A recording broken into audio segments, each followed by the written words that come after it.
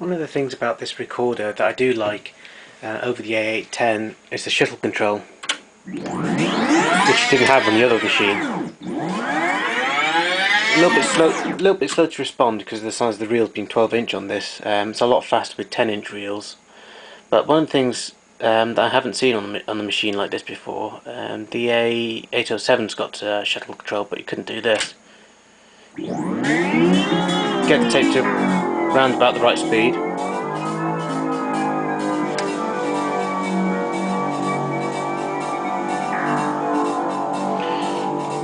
So there's no pinch roller there at all.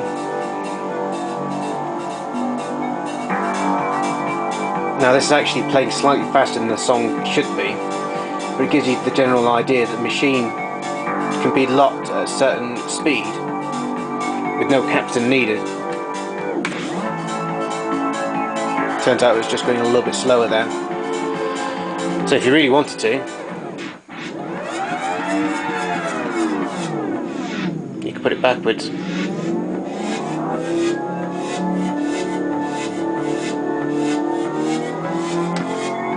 About there.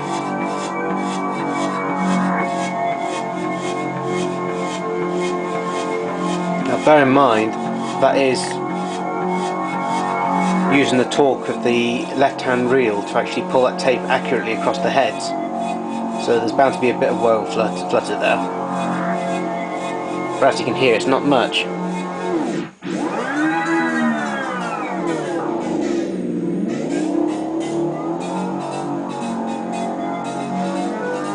Something else about the recorder, you won't be able to see it in this light, but down on the screen down here you can tell it how fast you want the machine to rewind and fast forward. So for instance, we can go to the deck, we can go down to one of the options here, select maximum rewind speed, which is set to 12 meters a second. We can set that down to 5 meters a second. So now when you press fast forward,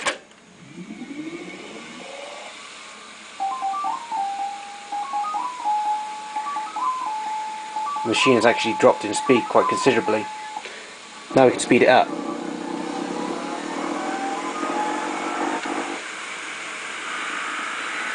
And slow it down again.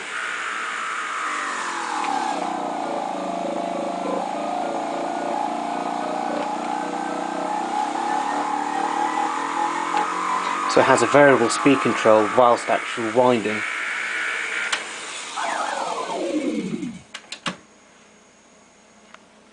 The machine is very fast at picking up rewind and fast forward.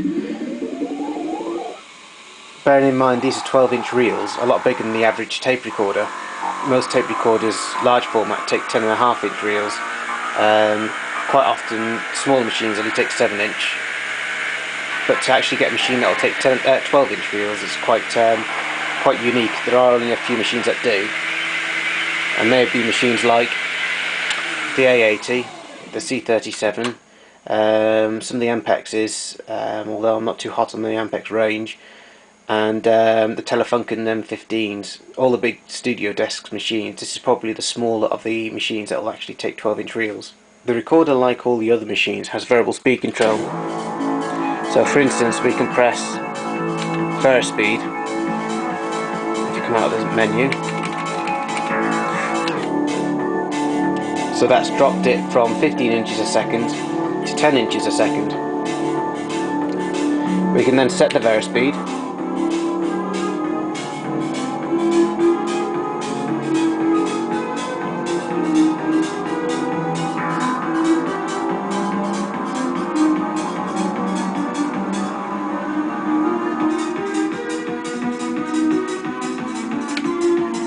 And you can do that in either direction, and then you can turn it off again straight away.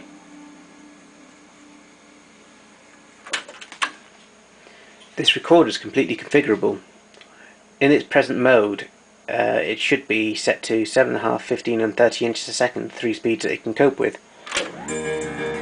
So as you can see here, the 15 IPS light is on. You press the speed select, going up to 30, but with the software you can tell it to run at 3 3/4, which should be a light here. 7.5, 15.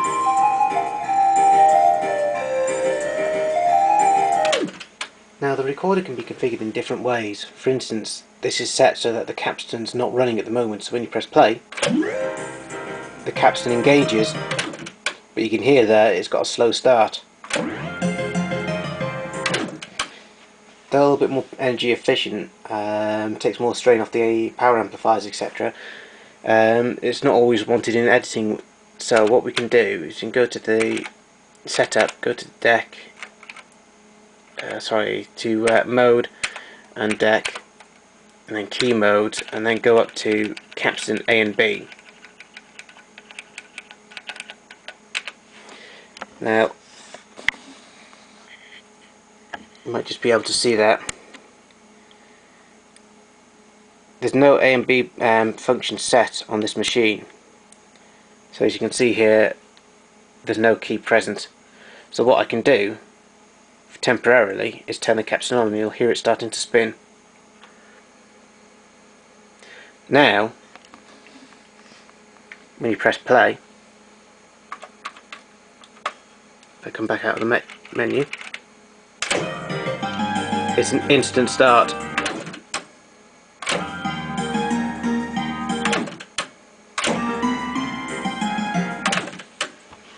And again, I can set that back again by going through the menus, mode, deck, key mode,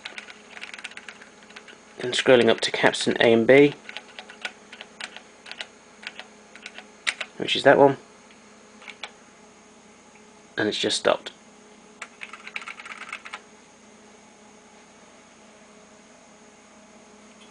The recorder's got the usual functions of record, stop, play, fast forward and rewind, and as we've seen here, the shuttle control for shuttling the tape backwards and forwards. But some of the other features that it's got, for instance trans, which seems to be the same as live rewind, you press that and the tape will spool backwards and forwards slowly, the same as live rewind. Now in this case where I don't really want that key, I could change that for, say for instance, capstan A and B, so when I press it, it will then tell the recorder that when I press that button to start and stop the capstan. Lock 1 is lock, I believe, to a timecode pulse, so for instance if there was a video recorder or something like that this was connected up to, you could lock it to it so that if the video recorder fast forwards, this machine will lock to it. Zero lock is just a simple, goes back to 0 on the counter. Lock to 0 and start. It's now going to find 3:22 on the clock. It's now locking to the speed, sorry, not locking to the time, and then play. So that's locking to lock point 1 and then going straight into play. Roll back, you can set yourself to what time of length you want. At the moment it's set to 10 seconds. And then you've got tape dump, which stops the right hand reel motor from turning whilst the machine is playing, so that an editor can then chop out the tape as he wants. Lap times, I'm not really sure about how to use that yet, and reset time, it just sets the counter back to 0, like so. Got a few lights at the top here, varispeed, which is controlled by this keyboard down here, CCIR and NAB. For some reason these buttons don't have any effect. Not that they don't work.